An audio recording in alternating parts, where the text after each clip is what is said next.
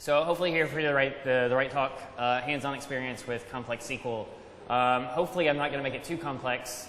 If you don't have any understanding of SQL, you might be a little lost, but I'll try to kind of make it intelligible to fall through.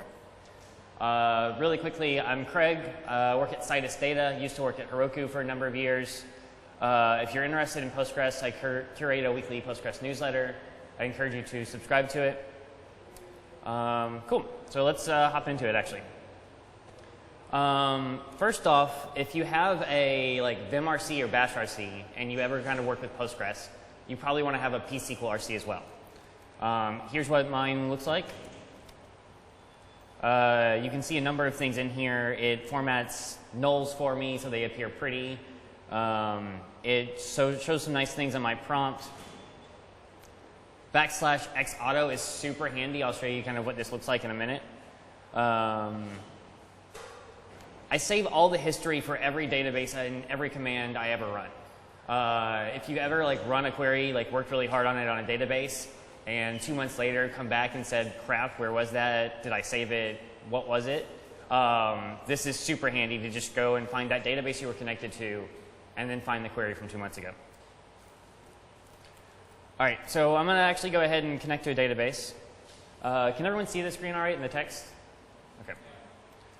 I'm going to be in pSQL the whole time, but most people are like, what's the best GUI for my database and for Postgres? pSQL is the best CLI to interact with. It's the best tool there is. Hopefully your mind will be changed by the end of this. Once you hop in, you can do \d and it'll show me everything within the schema. So here we've got two tables. \d basically describes something. If you do \d a table or a function, it'll describe what it is and what it does. Here we can see users. We've got a ID and an email. And we've got users. Oops. And we've got billings. So I've got some example data in here. What we're going to walk through doing is actually creating a example report and query that's going to be, we're gradually going to build it up. You can see in, let's see, users, it's pretty simple and straightforward.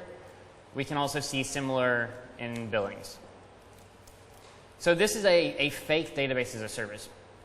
And I mentioned \x auto. If you notice that text formatted very differently for those two. So pSQL knows how wide the results are that are returned and will format it appropriately. So instead of cramming it together kind of on one line, it knows to break this out. If I were to go back and say, let me just do a few fields, email, it'll, not email, let's see, ID, it'll appear kind of just in one giant list like that. So going back and looking at billings again, what we have is a formation ID, which is just internal ID in the system. We have the org ID, which maps to the user. We have a period, and this is a range type. So this has two values in there. It has a from and a to. Like this is a standard type within Postgres, super useful if you're doing anything with like calendars or meetings or scheduling or like dealing with a range of time. And then we've got a price per month. So we can see like this database, we started billing for it the 1st of January. It stopped billing May 3rd. You see other ones, this one started on January 3rd, and it's still being used, so we're still billing for it. So let's actually start to build our query. So if I do \e, it's going to hop into my default editor. So in my case, this is Vim. You can actually set this up to be Atom, Sublime Text, anything you want. So first for billings, we're just going to get the relevant things to start with. Let's say the period, and I'm going to go ahead and start formatting this in a pretty way now. So a nice thing to do when typing SQL, like don't try to compact things. Like just like you would do with your code, opt for readability over everything else. For SQL, aligning things helps quite a bit. Let's see if I go back here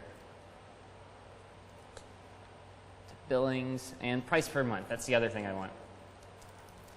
So I'm just going to grab those two items. Okay, this is a good starting point. Now I'm going to say, let me start to layer in some dates here. So what my end goal of this report is going to be is like, show me the run rate on a given day. So if you're not familiar, run rate is like, as of this point in time, how much is my business making? Like if nothing else changed. So what I want to see is on January 1, how much money would I make? January 2, the idea is that it's growing every day, right? And I want to see a certain percentage growth each day. So for that, I'm going to use something called generate series.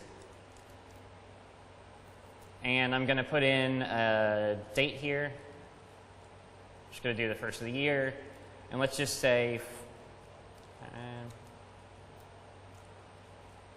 and I'm going to increment that by 1 week as an interval type.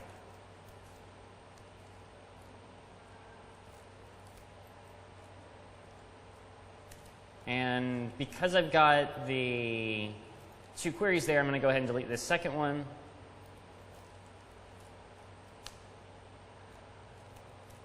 Let's see. If I properly cast it. There we go. So now I've got just this list of dates, not doing anything else with it. Let's go back and start to put in our other query. Now, these are two distinct queries that one's going to run then the other. What I want to do is start to chain these together and build some building blocks. So for that, what I'm going to do is start to use a CTE, a common table expression. If I say with dates as, and then have this query down here, close that, I can reference this just like it's a table or a view down here in this lower one. So now I can say from dates as well. So I named it dates up here, and I'm going to reference it down here. And what I'm going to start to do is say, let's only show the billings that are valid on that date. So we're going to do a little bit of logic here. I'm going to say where the lower part of my period I'm billing for is greater than, actually less than this date. So I wanted to start, it had to be provisioned before this date for me to be able to charge for it, right? And it's either deprovisioned after that date, or it's still going, right? It needs to still be running. I don't want to bill for something that someone deleted. So here I'm going to say the upper end of the period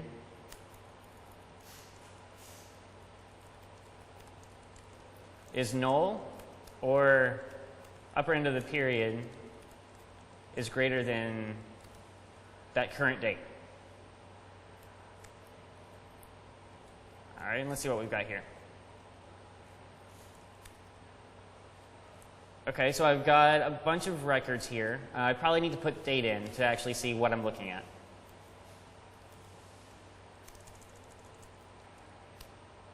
Okay, so as of January 8th, I had one record. That looks like it's correct. January 8th is in between that 1st of January and that 5th of May. I have another one that was on the 3rd of January that's still running. Another one for the 7th, and then I skipped to the 15th. So those are my only 3 databases that customers had running on that date. So those are the only ones that are valid for that run rate.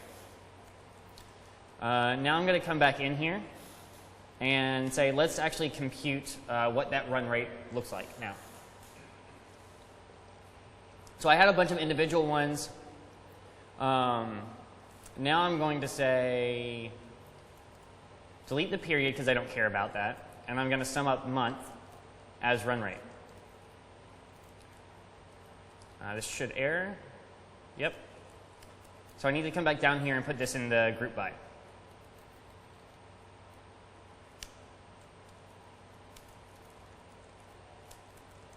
So I can group by date, or a nice shorthand in SQL, you can actually just group by the column number. When you're like done with a report, this is a bad thing to do because like people reorder columns and it suddenly changes the entire report. But it's a nice shorthand. I use it way too often when working locally, especially if you have something nice and complicated as a column name. You can just say group by 1, 2, 3, and it's going to group by all those columns. Cool. Let's go ahead and order by that as well so we can see. Great. So now I've got the run rate as of this date was this much, as of this date was this much. Cool. So we could be done here, and a lot of people might and say, hey, I'm going to pull this up into Excel and do a little bit more with it. In this case, let's see if we can actually do more of it in SQL. And I want to actually say, how's my business doing? What was the percentage growth each day? So for that, we're going to start to turn this one into a CTE as well. So if you notice, we've got this date CTE. Now we've got this one. We need to name it up here. So let's say this is my weekly run rate as. I'll do this. And I'd normally go through and just kind of indent this as well so that it's clearer reading. Very nice to keep all of your kind of key SQL words and your columns aligned. One thing that's super handy when reading through later, I tend to align like the right-hand side of the where and the and, so you can just parse of like, these are all of my conditions in every case. So I don't care about the order by anymore right here. And so I've rolled that all up into a CTE again. I can now just do select star from we're at this one. Yes. So nope.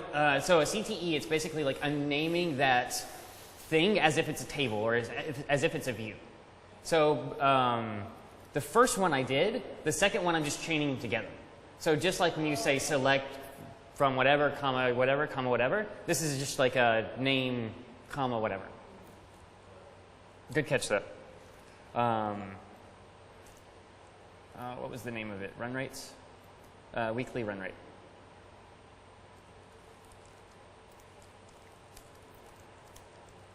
And I can order by date again. Cool. So we just got the same thing, but now a really simple select to generate it for us. Let's see if we can make it a little more gnarly. So for me, like running a business, one of the most important things I look on is growth and like percentage, like daily growth, weekly growth, monthly growth. Most people would pull this up into Excel. Postgres has this thing called window functions. It's super complicated to concisely explain, but basically you can interact with records kind of before or after that single row. So it's not like I'm just summing something. I can say, hey, let me talk to the one thing behind me or the thing in front of me. So I'm going to do a really simple one here. Window W as order by date. So this shouldn't change anything.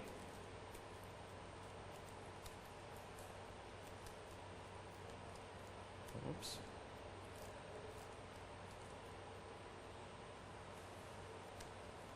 There we go.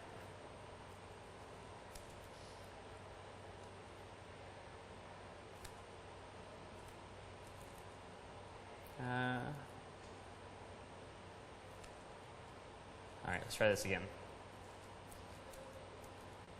So I think the window has to be before.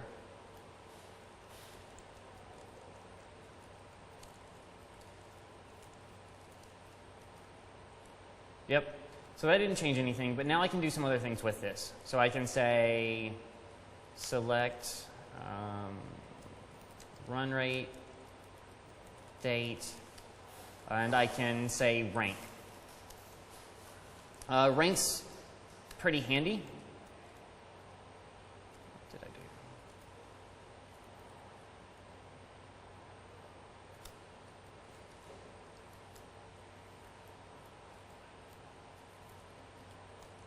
Try that again.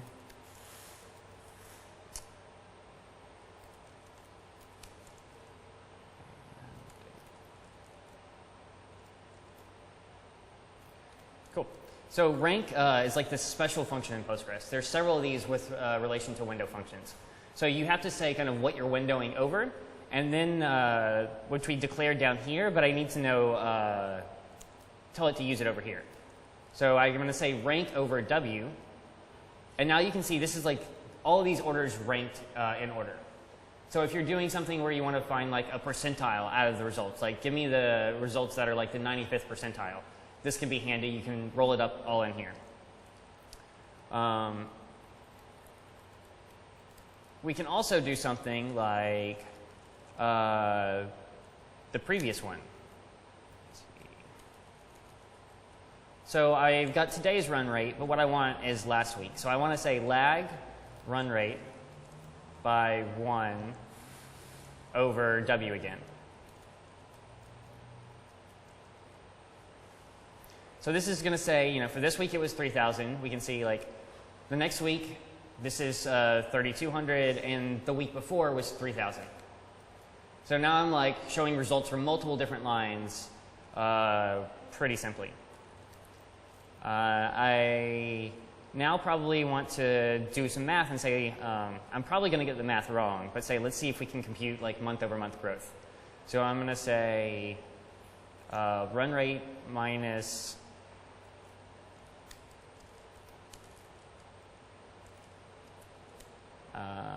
lag run rate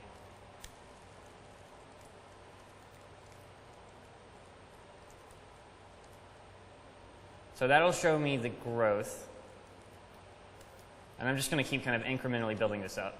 So growth was 200 there, and then let's see.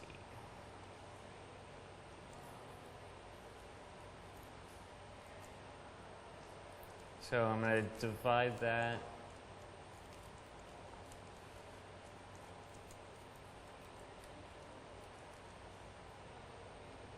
Nope.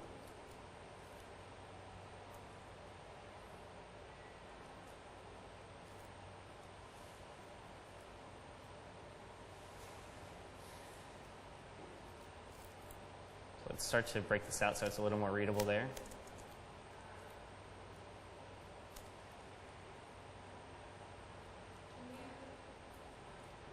Yep. Can you rename the previous lag?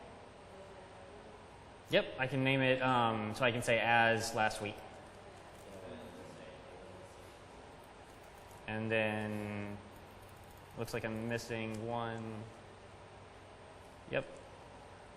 So this should error, division by 0. So what I need to do is then come back here and say I'm dividing by 0, coalesce. Actually, no. I'm just going to cheat and I go ahead and say where lag run rate 1 is not null.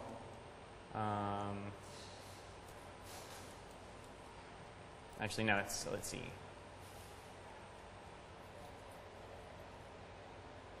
Yeah, I'm not going to think through that math. I think you get the idea on that part at this point. Could you make the window W not include the first row or something like that? Yep. So we could say where that actually would be. So I don't think it's actually this. I think it's the math. Yeah, it's the zeros when we basically, it's the same week over week. So our growth is 0%. I actually could probably, in another way, say where lag is not equal to, that would probably fix it. Oh.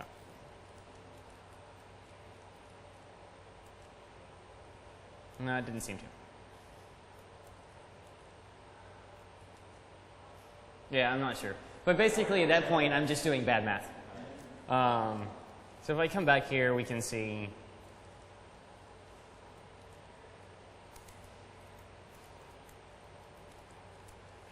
so yeah, that was actually it. I made it through with a few less bumps than I expected. Now we've got something that I would say is normally like, hey, I'm going to download all this stuff, write a Python script, do all this ETL, when really you probably shouldn't, because this was actually 20 minutes to write from scratch without knowing the schema. And then we did the report much faster. So we're not exporting all the data, that sort of thing. To kind of walk back through really quickly at some of the things to pay attention and note kind of for like good practices for writing this sort of SQL. Like, if you notice, this probably felt more like writing code than you used to think of like writing SQL. A big part of that is going to be CTEs. Like, some people with SQL say like they're an optimization boundary, and they are.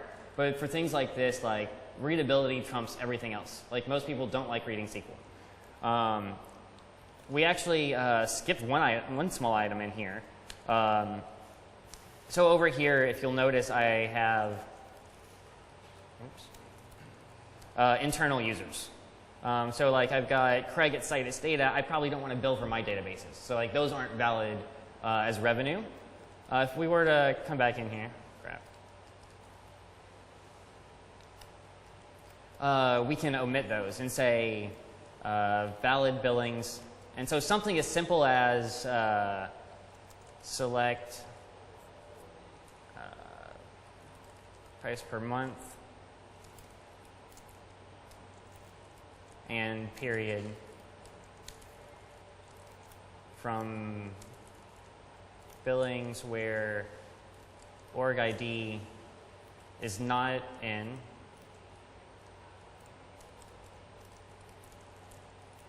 Select my ID from users where domain is like, in this case, it's going to be my company domain.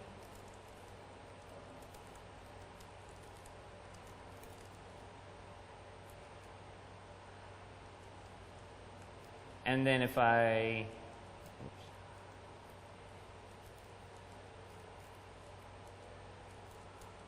go back down here and replace billings with valid billings. So this is something I easily could have done down here in this more complicated query. Like, no reason I couldn't have put it there, but breaking it out into these building blocks makes it very clear, just like it's code, to follow what's going on.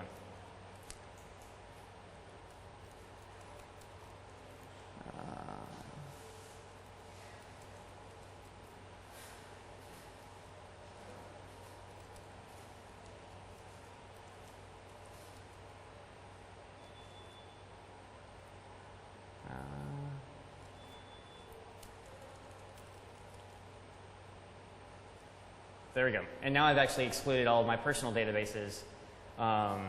Something that most people, I would say, come down here and do in this more complicated one, but then you've got kind of a bunch of things happening as a new user coming to it, just like a new user coming to code. Very hard to parse. And that's it. I'll make sure to post the query online so you can kind of see in the schema and get an idea. But hopefully that makes SQL a little less scary and helpful overall. Any questions?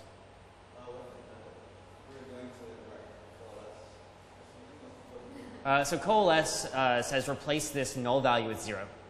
So that's a built-in function for Postgres. So for almost anything you want to do, there's probably a built-in function. Yep. Do CTEs and window records work like this MySQL or SQL only have them? SQL Server has, I believe, both. MySQL has, I believe, neither. Oracle has both. Basically, you just use Postgres and you're okay. Then you should find a way to use Postgres.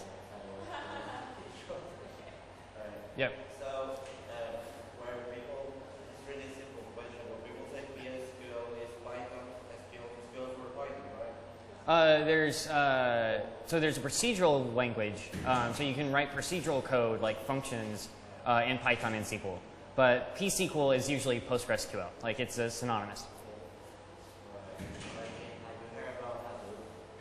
Yeah, so Hadoop is like an underlying distributed kind of storage system, which people tend to layer SQL on top of, but generally focused on like bigger data and different kind of set of problems. So most people that use Hadoop still layer SQL on. So like SQL is one of those things that like most people don't regret learning it. Like it's useful, broadly applicable. Like anytime you're analyzing data, it's kind of like the lingua franca of, you know.